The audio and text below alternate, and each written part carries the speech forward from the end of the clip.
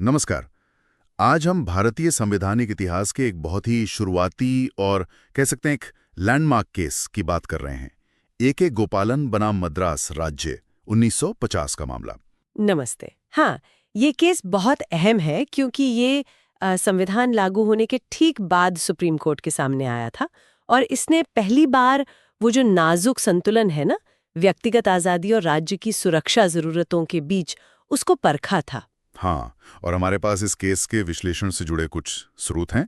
तो मामला शुरू हुआ था ए.के. गोपालन से, जो एक कम्युनिस्ट नेता थे। उन्हें प्रिवेंटिव डिटेंशन एक्ट 1950 यानी निवारक निरोध कानून के तहत हिरासत में लिया गया था। मतलब बिना किसी मुकदमे के, सिर्फ शक के आधार पर कि वो भविष्य में कुछ कर सकते हैं। बिल्कुल। तो सवाल ये खड़ा हुआ कि भाई नया नया संविधान बना है तो अब अदालत इस व्यक्तिगत स्वतंत्रता को कितनी तवज्जो देगी राज्य की शक्ति के सामने। हाँ, यही बड़ा सवाल था। चलिए इस पर थोड़ा और गहराई से बात करते हैं। तो गोपालन ने इसी प्रिवेंटिव डिटेंशन एक्ट को चुनौती दी थी। जी, और मुख्य कानूनी सवाल क्या थे? एक तो ये कि क्या ये कानून मौलिक अधिकारों का उल्लंघन करता है, खासकर अनुच्छेद 19 जिसमें वो स्वतंत्रताएं हैं बोलने की, घूमने की वगैरह। हाँ, फिर अनुच्छेद 21 यानी जीवन और व्यक्तिगत स्वतंत्रता का अधिकार, और अनुच्छेद 22 जो गिरफ्तारी और नजरबंदी से जुड़े कुछ संरक्षण देता है। और एक बड़ा सवाल ये भी था कि अनुच्छेद 21 में जो लिखा है विधि द्वारा स्थापित प्रक्रिया या प्रोसीजर एस्टैब्लिश्ड बाय लॉ, इसका ठीक ठीक मतलब क्या है? हाँ, ये बहुत अहम था। क्या इसका मतलब सिर्फ ये है कि संसद ने कोई कानून बना दिया, प्रक्रिया तय कर दी, बस उतना काफी है? या फिर इसका मतलब कुछ और गहरा है, जैसे गोपालन के वकीलों की दलील थी। क्या दलील थी उनकी? उनका दलील था कि ये कानून अनुच्छेद 14, 19, 21, 22 इन सब का उल्लंघन है। और उनका एक बड़ा तर्क ये था कि अनुच्छेद 21 की व्याख्या सिर्फ संसद की बनाई प्रक्रिया तक सीमित ना हो। अच्छा, बल्कि वो अमेरिकी कॉन्सेप्ट है ना, ड्यू प्रोसेस ऑफ लॉ, यानी कानून की उचित प्रक्रिया, उसके हिसाब से होनी चाहिए। मतलब प्रक्रिया सिर्फ हो ही नहीं बल्कि वो निष्पक्ष हो, तर्कसंगत हो, है ना? बिल्कुल। उनका कहना था कि बिना मुकदमे के किसी को बंद कर देना, ये तो नैसर्गिक न्याय यानी नेचुरल जस्टिस के ही खिलाफ है। सही कहा। दूसरी तरफ सरकार का यानी मद्रास राज्य का क्या कहना था?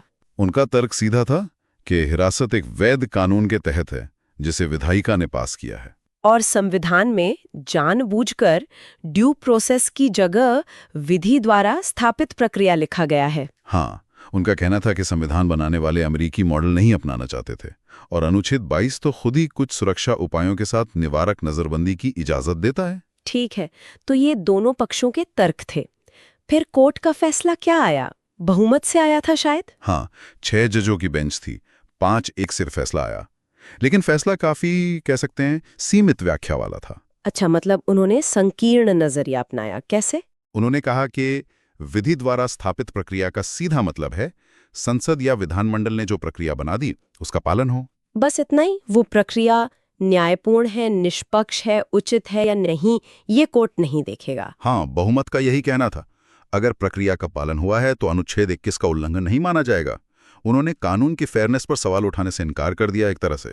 और वो जो अनुच्छेद 19 और 21 के जुड़ाव की बात थी, उसे भी उन्होंने खारिज कर दिया, कहा कि दोनों बिल्कुल अलग अलग हैं। अच्छा, इसका मतलब ये हुआ कि अगर किसी कानून से आपकी व्यक्तिगत स्वतंत्रता अनुच्छेद 21 छिन रही है तो आप ये नहीं कह सकते कि आपके घूमने फिरने की आज़ादी अनुच्छेद 19 भी प्रभावित हुई। हाँ, उस फैसले के हिसाब से तो यही था।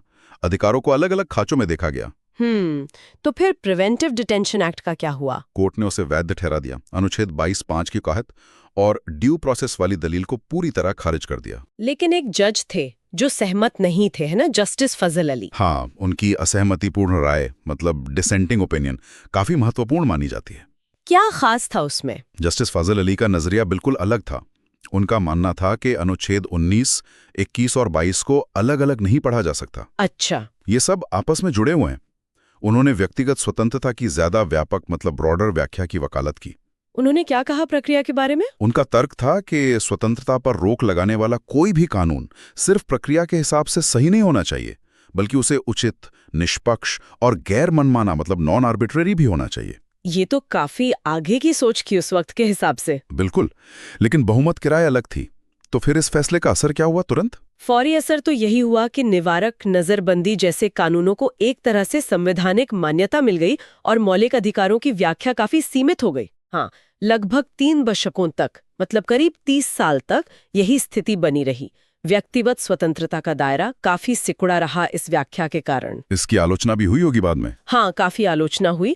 कहा गया कि कोर्ट ने कानून की आत्मा को नहीं समझा, बस शब्दों पर अटक गए, अधिकारों को बहुत तकनीकी ढंग से देखा। लेकिन फिर कहानी बदली, वो कब हुआ? कहानी बदली 1978 में। हाँ, एक और बहुत महत्वपूर्ण केस आया, मेनका गांधी बनाम भारत संघ। हाँ, मेनका गांधी केस है तो बहुत सुना है। हाँ, इसने क्या किया? इसने एक तरह से गोपालन केस के फैसले को पलट दिया। हाँ। मतलब पूरी तरह नहीं, पर उसके प्रभाव को बदल दिया। कैसे?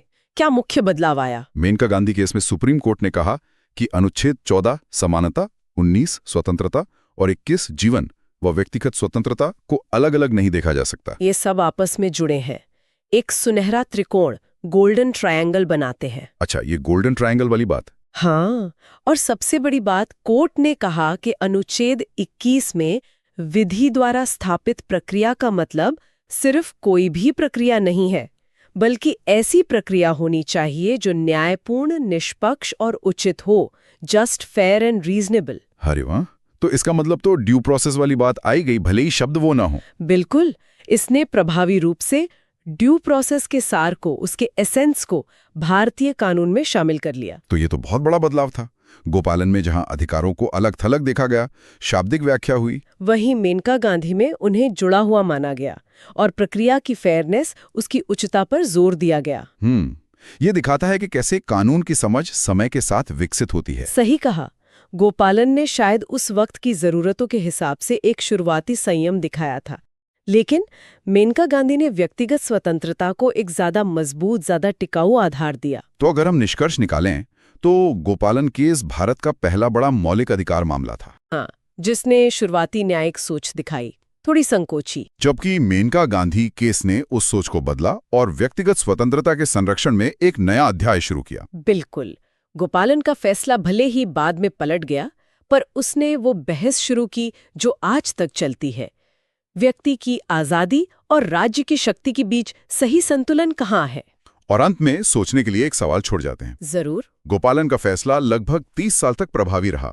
अगर सोचें कि जस्टिस फजल अली की जो असहमति थी, अगर वो उस वक्त बहुमत की राय बन जाती, तो भारत का कानूनी और शायद राजनीतिक माहौल आज कैसा होता, क्या फर्क पड़ता? ये वाकई सोचने वाली बात है। एक अलग कानूनी व्याख्या का कितना दूरगामी असर हो सकता है। इसी विचार के साथ आज की ये बातचीत यहीं खत्म करते हैं। शुक्रिया।